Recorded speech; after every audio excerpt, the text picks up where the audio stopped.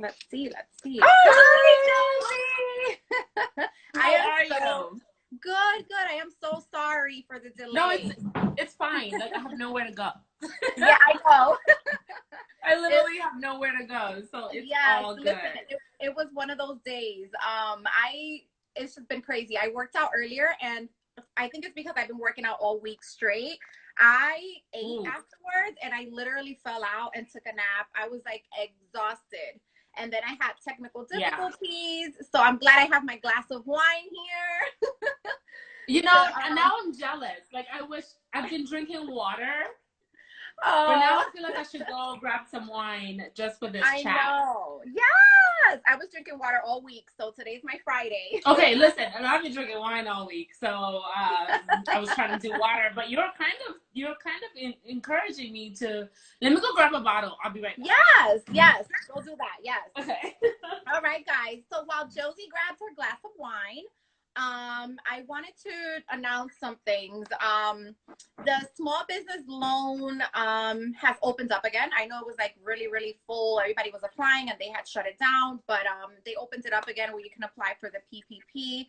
And also don't forget you could apply for unemployment if you're not working during this time. Also, if you didn't file your taxes and you have children, you have only until May 5th, which is a few days from now, to claim your child. Go to irs.gov and make sure you do that so that you can get the stimulus payment for your children. So that's very important. And what else do you have going on? Oh, the mayor announced they were going to open up like some areas so people can go to the park and stuff like that for social distancing, since it's about to be, you know, some warm days coming up. They definitely don't want everyone to be huddled up in the same place. So they're going to open up. Yes. And they also confirmed that schools will be closed till the end of the year. And also the Jacob Javits Center, they just discharged their last patient, which is awesome. That's, you know, great news. And, you know, the curve is shifting, and, you know, the people being coming out positive is going down the numbers. So that's a good thing, you know. We've definitely been waiting for this moment, but definitely I still want to encourage everyone to stay home. And if you do come outside, still wear your mask and your gloves and things. I know it's annoying, but you know what? It's how we're going to make things better. So as long as we adhere to that, it'll slowly start, you know, getting back to some sort of normal. And I know that also some jobs started opening up too. I just saw somebody post something saying that they were officially off quarantine. So whoever's going back to work, definitely be careful, especially getting on the subways in New York City, on the buses. You know, just definitely take precaution. But yay, I'm happy we're here. Happy Friday, everybody. Cheers, Josie. Cheers, salud. Yes, I hope everybody who's watching goes and grabs something if they can. If they're allowed. Please do. Yes. Enjoy them. Yes, grab a glass of wine, grab a cocktail, and definitely grab some paper and pen, because Josie is going to share some really great resources. So take notes and tips and things like that, so that once we come out of this quarantine, we're all on fire. We're all pushing our businesses out there, and we're all elevating after this quarantine. So definitely grab a paper and pen as well. So I want to get right. I want to just go. I want to get started. First and foremost, thank you so much for being here with me on the live today. You know, we've been meaning to meet for a while now. So it's so crazy that we're here talking on the live. Yeah, it's crazy how quarantine has actually ended up connecting so many people, right? Yes. Because yeah, we are kind of getting away from all of the daily distractions that we used to have. And I can tell you right now, I've definitely built stronger and even new relationships with people who I've always admired, and we just never had the time, you know? So hey, things happen when they're supposed to. Thank you so much for even thinking about me for your lives. I love what you're doing, so I'm happy to be here. Thank you so much. And same here. I admire everything you're doing. I think you're a really strong force to be reckoned with. I love, you know, your representation for women. Yes, you're showing us, you know, that we can be bold and independent and travel and, you know, get work done and just have a great balance. So I think there's nothing that we can do. Yes, I think that, and we're going to talk about the travel and the beauty shots, because I love that. Okay, So let's do it. I did want to start off scaling it back a little bit. I know that you were recently not feeling well, but I didn't have all the details. I didn't know what was going on. Did the coronavirus affect you? Oh my God, Sue. Like, I definitely had the corona. And, you know, some people, which is crazy, like to this day, I still think about having it, and I can't believe what I went through. Because you hear that some people will get it and they'll be sick for like 2 days, not even, have a fever, just feel a bit tired, and then they're over it. My case was severe. And I was sick for a little over a month. And this was around the time when, so I literally got sick right after Valentine's Day. So this wasn't a thing that people were talking about, at least here in New York. It wasn't the biggest deal. So when I got sick, I really thought it was just a flu. And like that week, right after Valentine's Day, that week I had things to do. I had the African Food Festival to go to. I had like, you know, I had things that I said I would do. So I was still like pushing through and going out there. And on the 23rd, like a week later, 23rd of February, I literally was like, I'm going to lay in bed. I'm going to like maybe sleep it off. Tomorrow I'm going to feel better. I didn't get out of bed for 10 days straight. And it was just like the most, it was the scariest thing I've ever went through, Sue. And I've had typhoid. I'm from East Africa. So we've had shit over there, you know, excuse my French. Like, I've had typhoid, malaria, and I've had the flu before, once ever. Like, I don't usually get sick like that. Mm-hmm. So when this happened and I thought it was a flu, it got worse and worse and worse. And, you know, I had a few days, after those 10 days when I was in bed, I had chills. I had like, it felt like someone was literally throwing pins and needles on my body. I was having hallucinations. I couldn't eat. I was having stomach problems.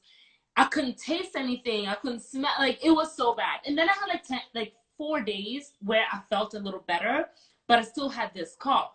And again, nobody was talking about coronavirus here in New York. This was, I think they were just starting to talk about it in Washington, you know? So the whole social distancing stuff wasn't happening. So in those few days where I started feeling better, Sue, I went out. I went on the trains. You know, I went to Manhattan. I went to a restaurant. Because I thought I was feeling better. All of a sudden, this cough got worse and worse.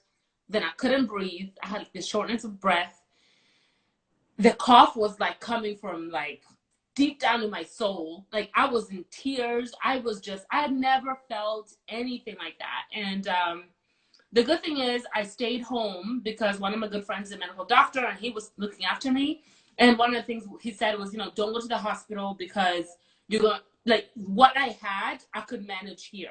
There were only like 2 times where I couldn't breathe so much that he thought I should go get intubated. But thank God I didn't, because now even hospitals are saying that's not the first thing that they should do now. They're learning about the disease. So it took me about like a good month and a half to really recover. And I've just been staying home because I don't know if I'm still, you know, if I can still pass it on to some. We don't know enough about it. Exactly. I mean, and you know, for you to say that at this moment we don't know anything about it, but then you caught it before we even started getting any type of information. That's really scary. That's really scary. And like, it is scary. You didn't know much about it, so you're still going outside. You could have potentially, you know, gave the germs off to others. You went to go eat at restaurants and stuff. That's really crazy, you know. And a lot of people have been speculating about that because they're saying that Mr. 45 should have been, he should have attacked it a little more earlier on because he already knew that it was going on in China, right? So he waited a little too long to start closing up everything, to start spreading the information to us and for us to start taking action, you know, and that could have avoided, you know, that could have provided you more information at the time. But agreed, it could have provided all of us more information. And I know people who were sick in December here in the US. You know, I feel like as soon as that thing started spreading from China to Europe, we should have definitely closed down the borders, because, you know, I also do have a Airbnb business, you know, because, you know, we got to get the coins from every direction. And I was getting a lot of guests from Asia. I was getting guests from Europe. And I don't know if that's how I got it, but if I got it, they were out and about in Manhattan doing their thing. So it's just a weird situation. And it's you know, at this point, it's like we can't even point fingers anymore. We just need to find a solution because we're all losing people that we love. There's so much suffering in the world. We just need to find a solution. And guys, we need to go out there and vote when we can so that we can get this. I'll be as nice as I can. Let's get him out of the office and get a real president in this country. Yeah, I know. And you know what? It's looking really iffy and not in our favor right now because, you know, Biden hasn't stepped up during this time. And he hasn't done anything. He basically took a back seat, you know, and then there's a lot of people who are not thinking outside of the box, but just listening to our president, who are not understanding that he made mistakes during this time, and instead they're praising him. So it's not looking good. So I agree with you. Everyone needs to get out to vote because this is super, super, super important.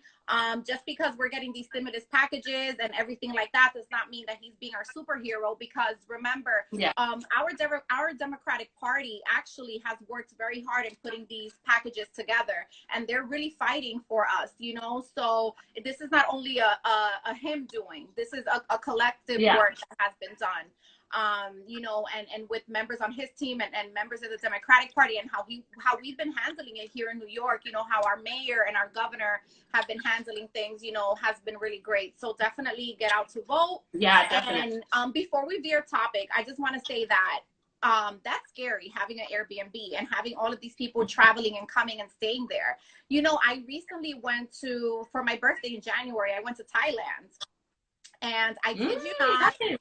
Yes, it was beautiful, amazing. But I kid you not, when like maybe 2 days before I was returning, I started to feel sick.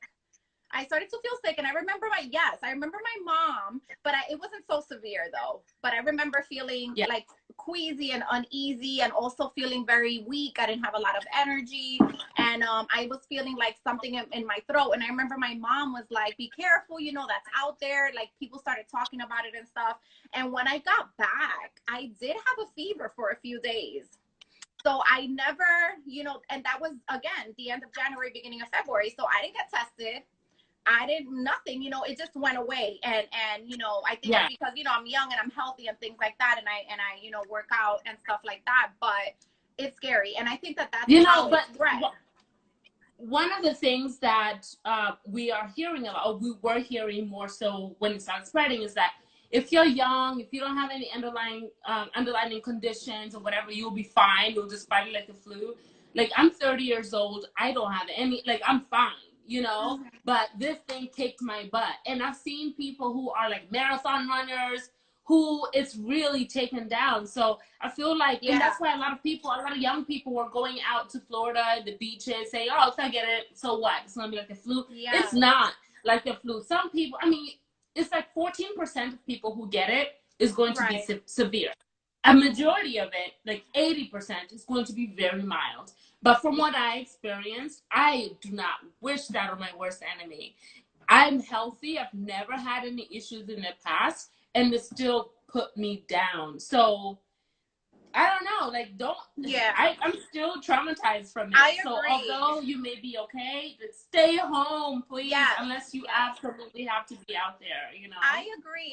And you know, I thank God, and I'm so happy that you're okay, and I'm so happy that you survived this, because there has been so many that haven't, you know. And then I also do agree with you, you know, there's so many people that are speculating, and they're also saying that it's like radiation and things like that, you know. So my thing is, whatever it is, radiation, coronavirus, you still have to be careful. You still have to follow the guidelines. The more, you know, more we stay home, the more we let this ride out, the better. Like, there is no rush. Like, I posted your statement earlier today. Like, there is no rush to get out there. And I know you had a double meaning to it, but there's no rush getting out there right now. You know, focus on your health, focus on creating a better routine for yourself in life, focus on balancing your life better. You know, at the end of the day, whatever happens, we were still all going down this crazy path in life, you know, especially Yeah, in New for York sure. City. We're all hustling and bustling every day. We're all running around. We don't have time to check up on friends, to check up on family. We don't have time for self-care. You know, we're eating out all the time. We're drinking all the time. You know, like this was our time to reset, you know? So definitely take the opportunity to do that. But again, I'm so happy that you're okay and you look beautiful. Well, Yes. one thing that happened, thank you. One thing that happened is due to the coronavirus, I lost like 10 pounds. Oh, good. I did. I mean, I gained like 5 back, but it was a good, you know, once I started eating healthier again, but it was a good kind of push to like get back to my Pilates and all that jazz. So, you know, finding a bright silver lining somewhere in the suffering that I was going through. Exactly. Yeah. I mean, and that's what it's all about. There's always a silver lining, right? So, you know, that's part of the reason why we're here today, guys. I see so many people that have popped in. Thank you so much for tuning in today. We really appreciate it. But you know, the silver lining is why we're here tonight. You know, we want to take this time to share the resources that we have, to share a little bit of education with you guys, to connect you guys with people, you know, who are doing amazing things like Josie, you know, who can help you with your business, with your branding. So, you know, without further ado, we're going to start getting a little bit into that.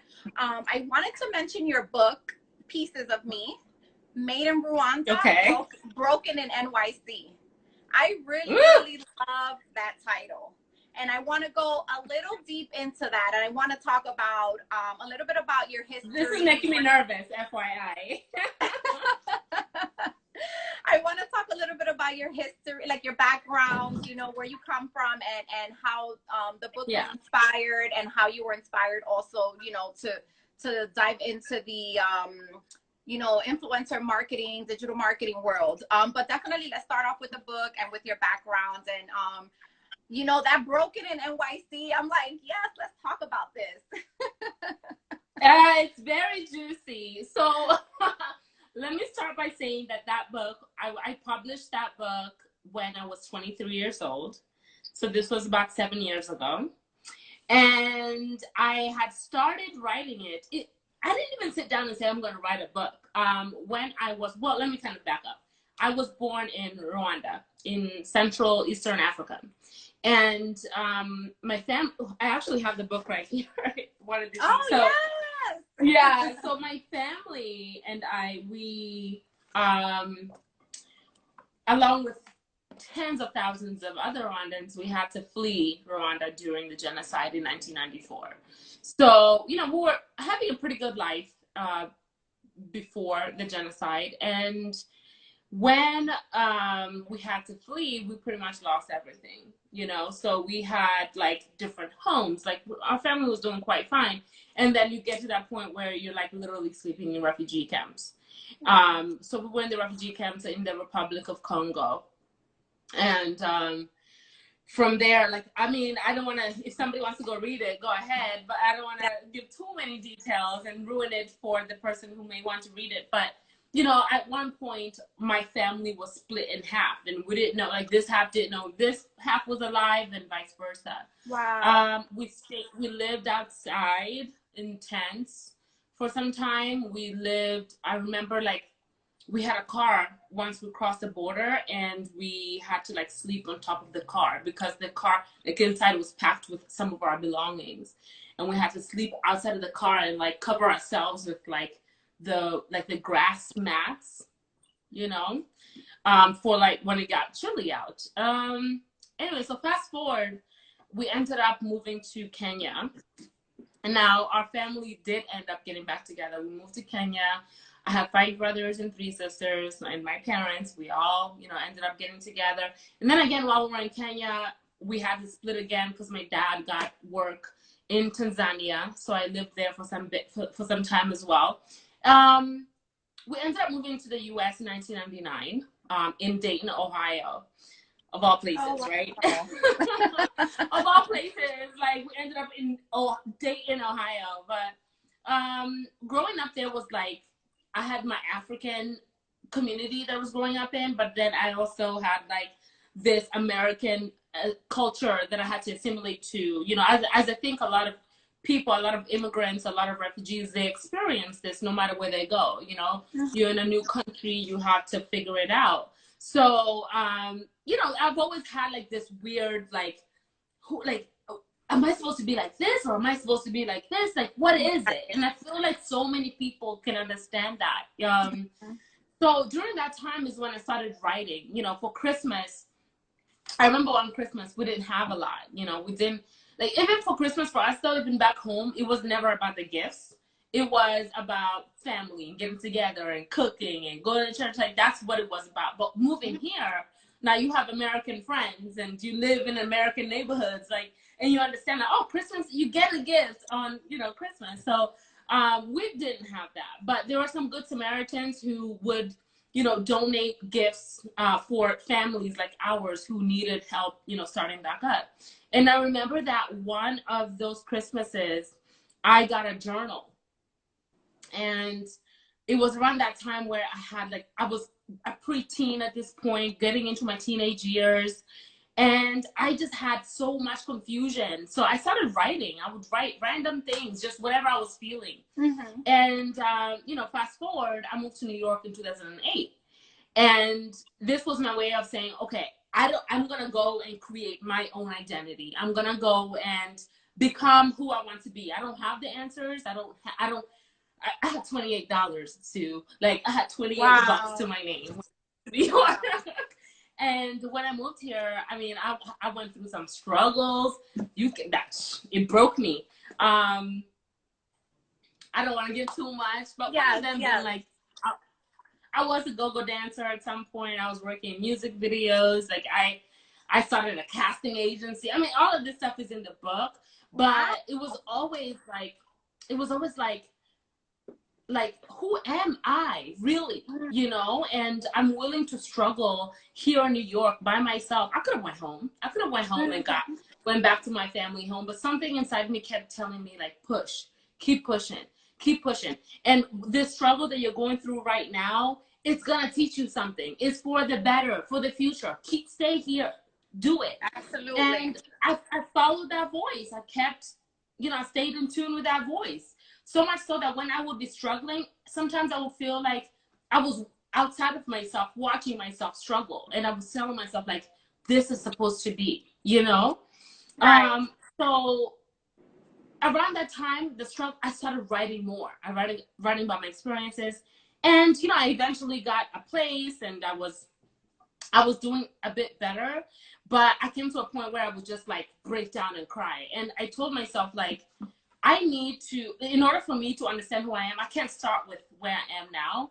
I need to go back to where I'm from. I need to go back and revisit that trauma that I may have experienced during the genocide, you know, being uprooted from your home and having to just literally live in survival mode this whole time.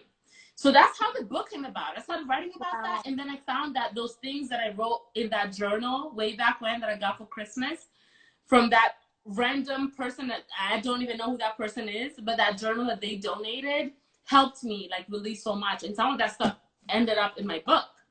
So, you know, That's amazing. So, you know, I published, like, that's the power of, that's why I like to do volunteer work. Like, you never know whose life you will touch, and later on, you know, they might pay it forward. So I ended up, you know, finishing the book. I think it's very, I'll be honest, I don't even push it like that. I was like, she found my book. I don't push it like that because I do my research. I see. I was like, oh my gosh, she found the book. But yeah, like, I feel like some people got something out of it, but for me, it wasn't like a thing that I did to make money or whatever. I did it because it was therapy. Like, I needed to get all of this stuff needed to get out of me. Yeah. And then I published it. It's on Amazon, and then I forgot about it. And I had so much clarity after that. And I can sit within myself and be like, yes, that's who I am, you know? And like, it was therapeutic. Totally. That's amazing. And I can't wait to read it. Now I'm excited and curious. But no, that's amazing. Scared. And this is why, yes, and this is why you know, people like us always encourage you know, everyone, especially women, to have a journal, you know, to write down your thoughts, because this is something that you can always go back to and reflect on, and also see how much you've grown from that time till now, you know, because we always live a very speedy life and we're always trying to get to the next goal, but we don't realize that we've already accomplished so much, right? So that's a good way to go back and reference that. It's also, again, like you said, a good way to release everything that you've had built up inside of you, because you cannot move forward in life. I mean, you can, but it's going to take longer, and the struggle that you're going to have with your mind is going to be a really big one, because you still haven't let go of things from the past. You know, so you're always going to be, you're always going to be second guessing yourself. You're always going to be doubting yourself because of insecurities that have arisen from things you've been through in the past. So it's a very good way to release. So everyone, please get the book. It's called Pieces of Me, Made in Rwanda, Broken in NYC. Look at how skinny I was. Yes, I love it. I love it. I love it. 7 years ago, that's a good number, by the way. 7 years. Yes. So it is. And I agree with what you said. When I look back at it, I'm like, whoa, that was me? Oh my God, I could never be that person. But I'm grateful for everything. It really helps me build up the perspective that I have. So yes. And I commend you. You know, I commend you for moving here with not to just coins in your pocket, basically. You know, so that's huge, and that's major, and you've built such a great life for yourself, you know, during this time here, and that's very commendable, and that's why I wanted to have you here, and I want everyone to, you know, take note of the things that you've been through, and you still accomplished so many things despite of the trials and tribulations. So that's super wonderful and amazing. You're too kind. So let's fast forward a little bit, and let's talk about how you became inspired to, well, first of all, how you built your brand, and then how you became inspired to help others build their brand as well, with your company Sculpt D Creative. Let's talk a little bit about that. Yeah. So all of that also, I think my life has always just been a journey. You know what I mean? So my brand, Sculpted Creative, which is important, like people need to realize, you don't wake up, at least most of us, some people are just geniuses and they wake up and they have it all figured out. But for the most part, like you start with what you have, you know? So when I first moved here, like my name is, like I go by Josie Marie, but my name is Neo Mukesha Josiane Marie Claire Aimé. Like, okay. Wow. So like I feel like the branding aspect of like what I do now has always been kind of something that I understood, like you need to brand yourself. It needs to be like, so the Josie Marie brand in itself was something that I was building when I was like 18, when I moved here. And I didn't know exactly what that was going to be, but I knew it had to do with people, because I like naturally I love people. And later on, as I started having experience in the real world, you know, business became a thing. Like, so I was doing like the Josie Marie show and blah, blah, blah. But anyway, fast forward. When it comes to Sculpted Creative, for those of you who are watching and don't know what Sculpted is, it's a digital marketing agency, and we help small to medium-sized businesses get more clients, etc. Like mostly we focus on online tools, so all digital, from Google, Facebook, Instagram, building websites, creating content, graphic design, etc. So that's what we do. So that's how we help small to medium-sized businesses. But where we are now, when I flash back, you know, I started working at a restaurant, Rustic Tavern, Black-owned business, Holler. It's here in Clinton Hill in Brooklyn. Yes. And, you know, I had no experience ever working in a restaurant, but I made some calls through my networking. I called a good friend of mine, Senator Kevin Parker, and I was like, hey, I'm back. I had just finished this book. I was in Florida, and I came back, and I was like, hey, I'm back. I need a job. Like, I need to work. So he made a call, and I started working there as a waitress. And then I started doing their events. I was their events coordinator. And while I was there, I was like, wow, look at this beautiful culture that this place has.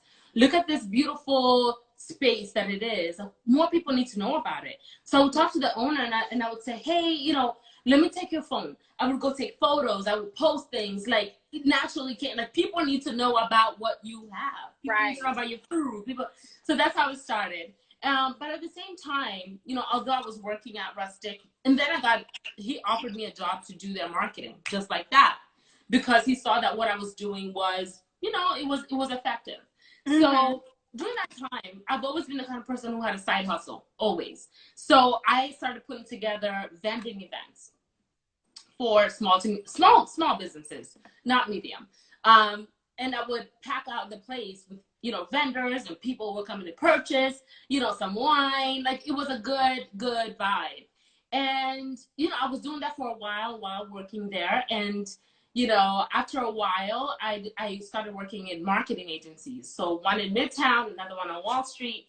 But the whole time that I was getting these jobs and leveling up, if you will, I was always taking what I was learning from these spaces and applying them to the small to medium-sized businesses that I was, like, networking with, right? So my brand was, like, Plump Events before, because I didn't even have a name, you know? Right. But it was just, I kept doing. Like, one thing that we need to do is continue to do. We have to continue to be in motion. Yes. You know, even if you don't have the answer, like, continue to be in. And, you know, as I talk to some people who've been in the marketing world a bit longer than I, somebody was like, well, it seems like you do more than just events, you know, because now I'm offering, like, social media marketing services to these people. And they were like, you do more than events. Why don't you just call it, like, Plump Creative? And I'm like, you're right. So I was talking to this older lady who actually gave me that idea while we were at Amarachi. And I was like, yeah, that's cool. So I called it something different, and it broadened the services that I was able to offer, and it made sense to people. And as I, you know, got more into the business world, and I started getting a bit more serious money coming in for my own, hustle, you know, I started thinking more long-term. You know, I was like, what, and then Plump, I don't even know how I know how I came up with that. That's a long story. But, like, people, especially guys, would kind of start, you know, taking it in a way that I didn't want, that I didn't welcome. So I knew I had to change the name. I had to change the name. And, you know, I went through a time where I didn't know what the name was going to be, but I kept working, though. You know, I didn't know exactly the end goal, but I kept working.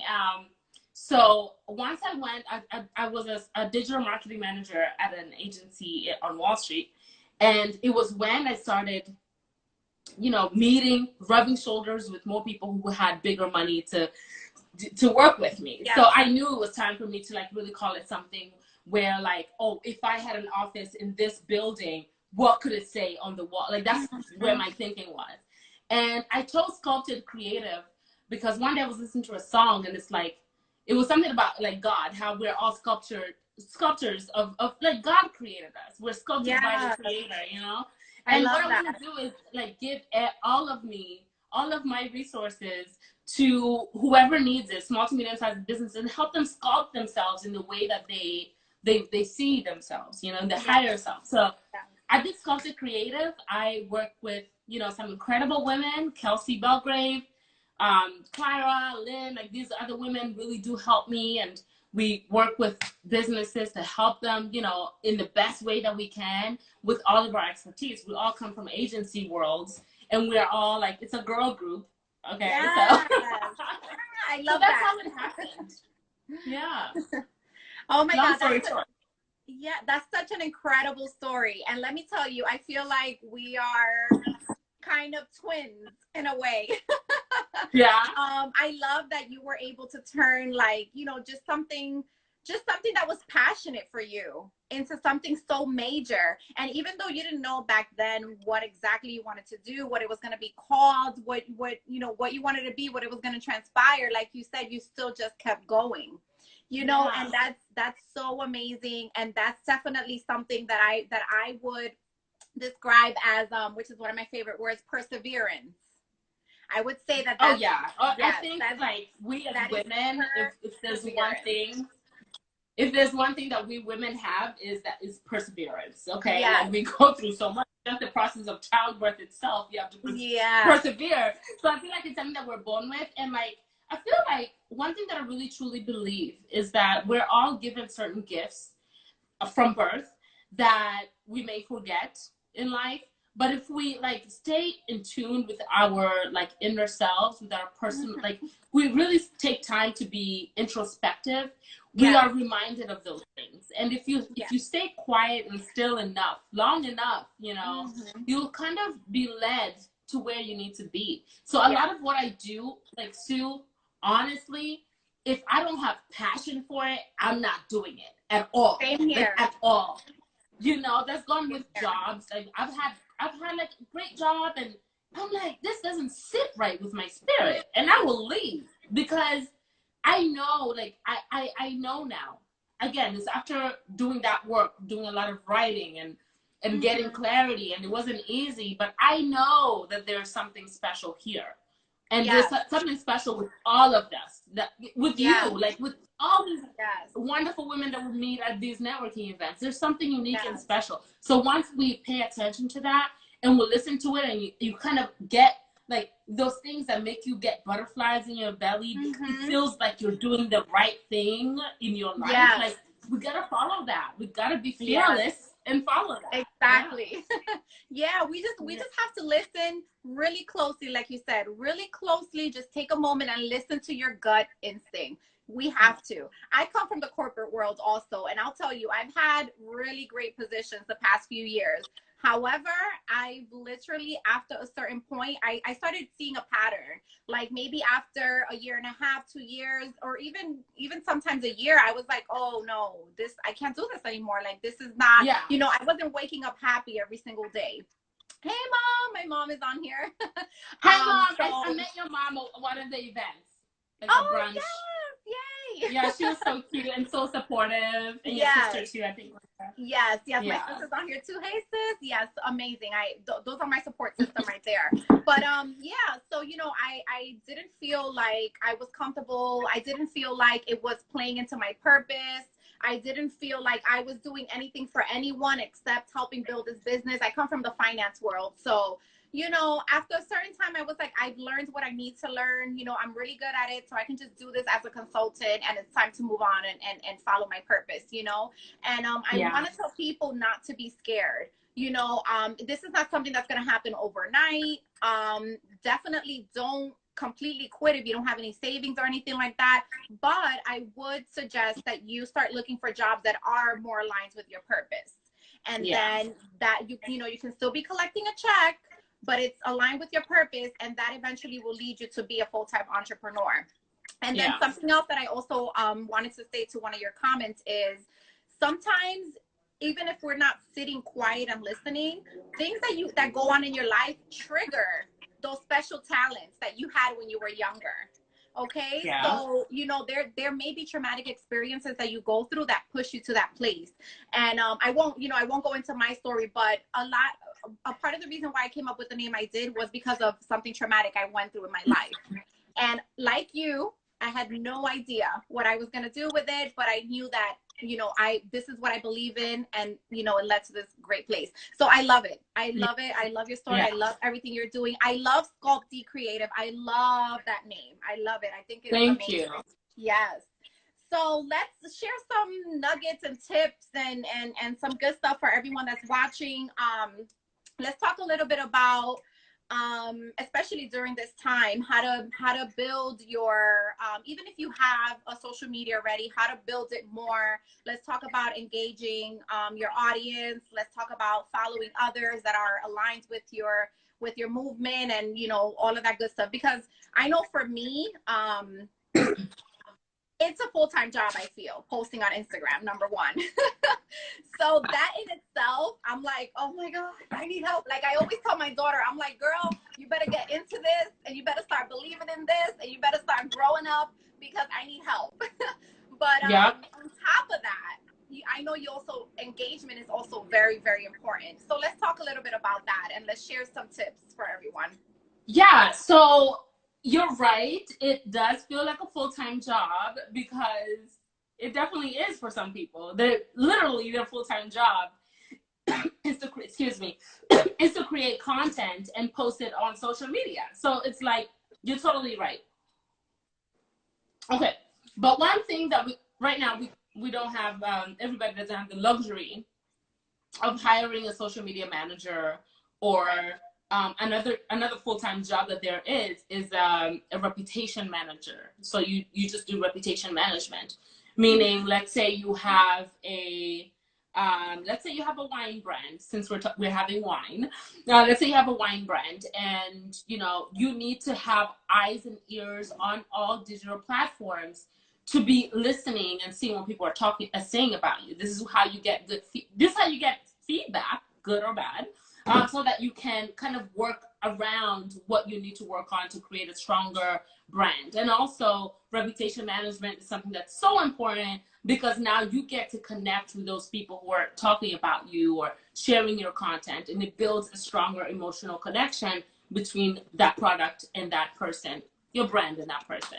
So yeah, it is a full-time job. But now we are, especially with so many businesses who are losing so much, they don't have the extra budget right now to hire that person to do it. So what can a brand do right now for themselves to kind of stay on top of things during the pandemic?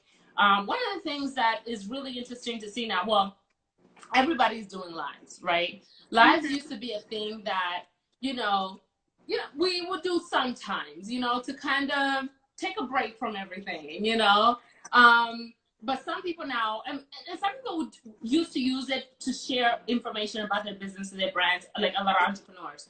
But now more than ever, you're seeing bigger brands move from just IG stories, which are still relevant, to doing full-on lives, back to back to back lives. So what that shows us is that, although they may not have the budget to run digital ads for conversion, I'll talk about those digital ads as well, but they still want to, you still want to stay top of mind, right?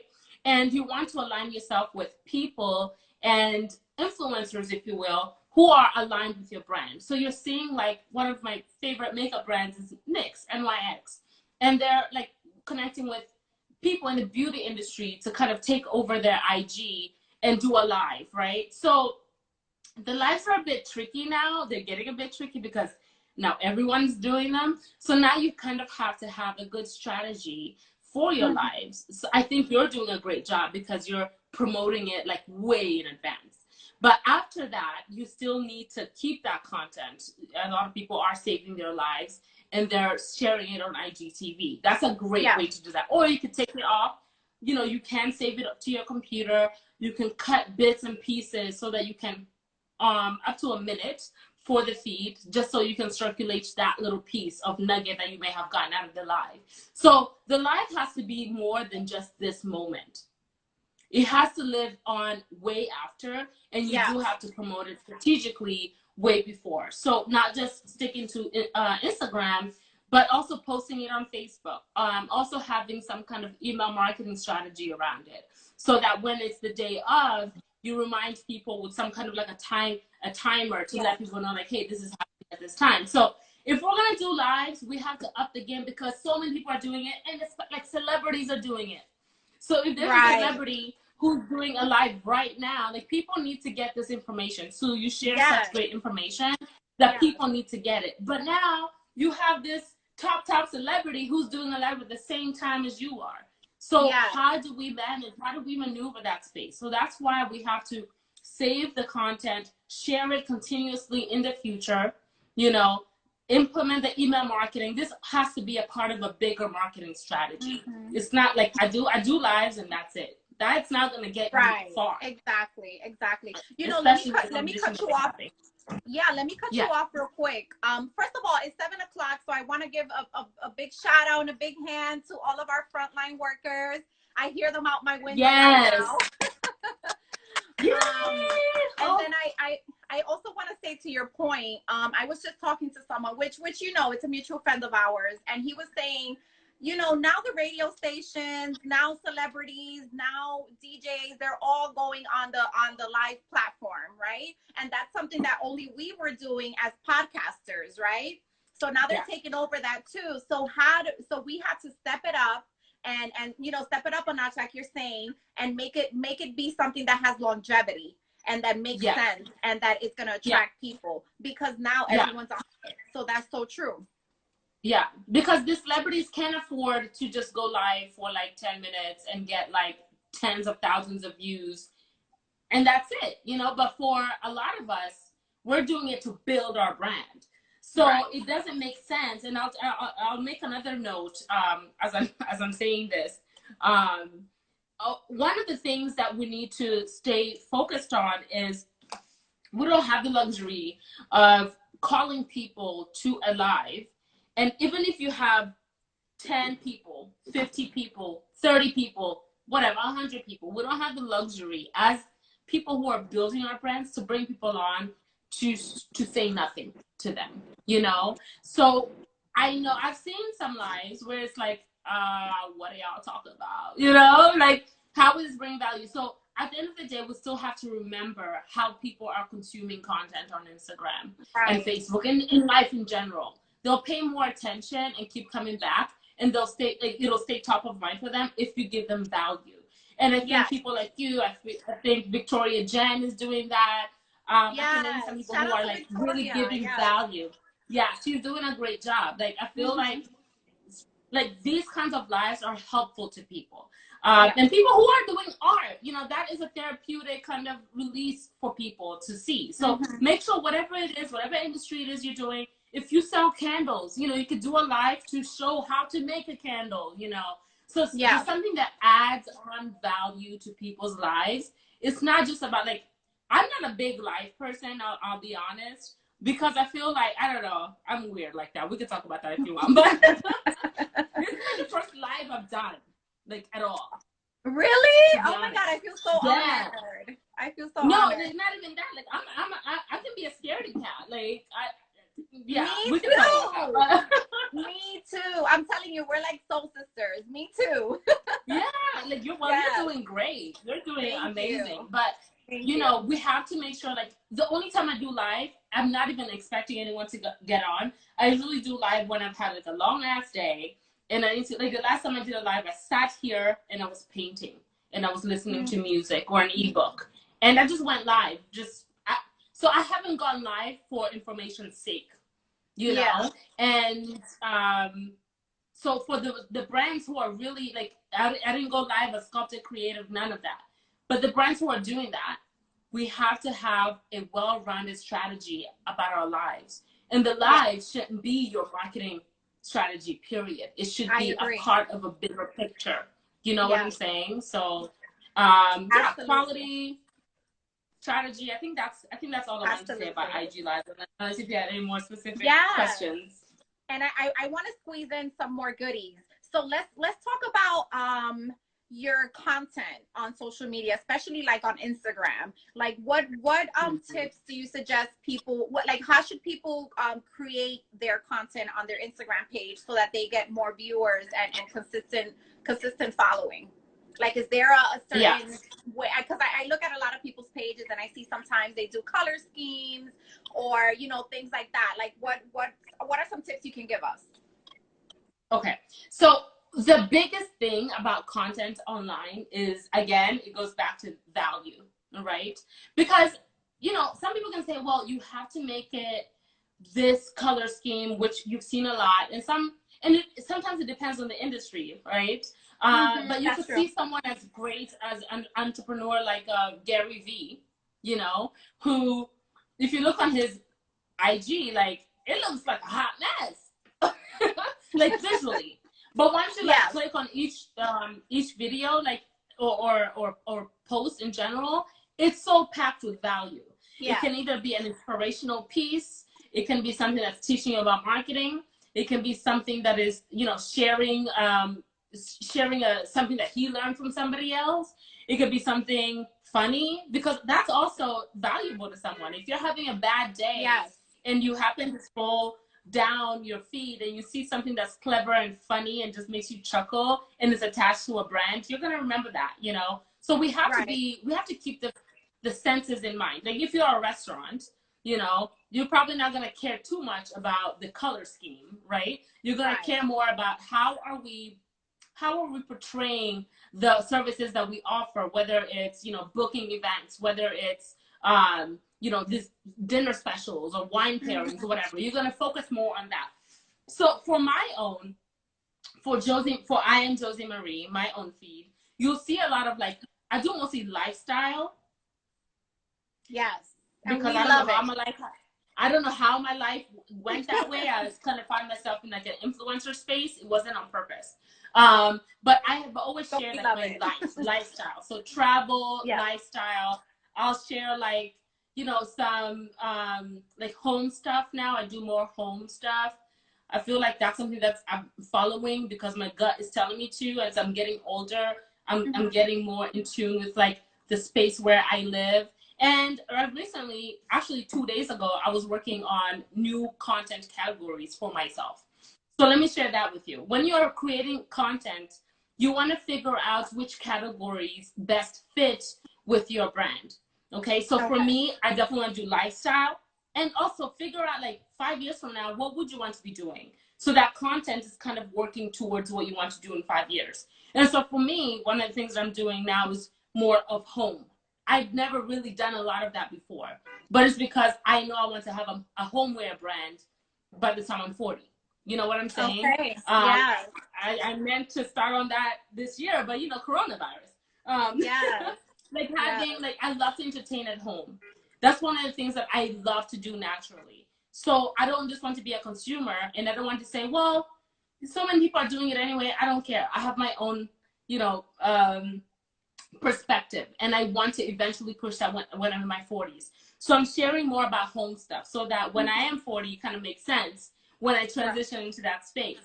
I'm doing still lifestyle, and I'm going to start pushing more marketing content because people are having those questions. Now more than ever, I'm booking consultations because before in the past, I used to tell people like, yo, you got to build an audience on digital platforms. You have to, and people are like, oh, I just do word of mouth, or I just do, I just meet people. I go to networking events, or I just do vending events. Now look.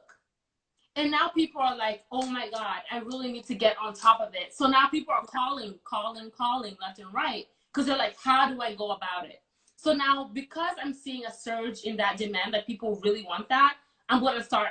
Also, you have to listen to what your audience wants. And because of that, I'm going to start sharing more content that is around marketing. So there are different apps that you can use to help you manage your content. The one that I personally use is called Plan. That's PLANN. It helps you create categories. And I'm also doing my interviews. So I may share like 1 minute interview, like what you're doing. You may have a content category where you're like, today I need to post a 1 minute clip of my feed about something that I had a conversation with for my IG lives. So you have to figure out how you want to do that, but create content categories that go with your brand. You know, I feel like a lot of times we're just posting out of nowhere with no, you know, with no higher aim, you know? So one of the things with travel for me, I do post when I do travel. Obviously I'm doing back-to-back travel posts, but I know in the future I would like to do, I'm not keeping my marketing business just in the US. Like the world has opened up, you know? One of my girls works in DR. You know, Clara Morales, like she helps me with my business. She's based in DR. I've worked with people in Kenya. So I know I can go do a training somewhere in these parts of the world that I'm traveling to. So I post about that and I engage with people who are in those spaces. Now, talking about engagement, one of the things that I would say is, you know, once you know your categories, make sure you're creating content that fit in that space, but also kind of figure out which hashtags people that your potential customer or that person that you want to connect with is engaging with. So you have to do that work too. Like maybe put together like 20 different hashtags. And what you do is go to that hashtag, see the kind of content, see like the top, because you can have the recent and the top, right? So one thing that I would suggest people do is click on a few of the tops and see what it's about and engage with it. Real life engagement, not like some, oh, cool, exclamation mark, and that's it. Like, actually engage with that person's post genuinely. Because people will tell what's fake and what's not, what's actually genuine and what's not. And a Yes. lot of times, like, that's how I grew my audience, literally by going in and engaging with people. And then even go on the recent ones as well and engage with them in that way. Like right now we have a lot more time on our hands. And it's not to say that it's super easy. Some people are stressing out so much. Some people may have lost jobs. Some people are homeschooling kids. Some people, like, we are dealing with so much. But if we're trying to build our businesses and our brands, do try to take at least like 20 minutes and say, I'm going to save this 20 minutes for online engagement. And then go through your hashtags, go through your content categories, and actually engage in conversation with people. I've met, like I was saying in the beginning of this, I've made such connections with people that I probably never thought I would during this time, because now I have time to actually sit there and do that more than I did before. And I'm seeing that, like, you may put in a lot of work now, but in the future, 6 months from now, you're going to start seeing it really pay off. So those are some things that I would talk about. Yeah. Oh my gosh. This is amazing. I took notes, girl. I'm so glad. Oh yes. Hi, Danny. I hope you guys took your notes. Instagram is about to cut us off, and I'm so sad because I can talk to you all night. But I hope Instagram cuts people off. Rude. Yes, after an hour, unfortunately. Yeah. But I hope you guys took a lot of notes, and you guys are definitely gonna see Josi again. Thank you so much, Josi. Like, this was really, really great. I wanted to talk a little bit about the travel, but I think we're gonna leave that for another time. Yes, but definitely a lot of the things that we learned today was like your reputation management, your page branding, and for the branding, that it's not important what color scheme or anything. It's more about consistency and engagement. So I hope you guys took your notes, because that is super important. And I sure everything points back to your making sure whatever you're posting points back to your bigger goal. Yes. So I want you to close off. We have about 40 seconds. I want you to close off with a positive note. What makes you a fearless woman? And let everybody know where they can follow you. Everybody is on earth here for a reason. I figured that out when I was going through a lot of stress about why did I survive the genocide when millions of people died. And I had to figure out that I'm here for a special cause. A lot of us are seeing so many deaths happening around us, but for some reason, you're still here. So feel what you have to feel, work through what you have to work through, but remember that you're still here for a purpose, and the world will be at a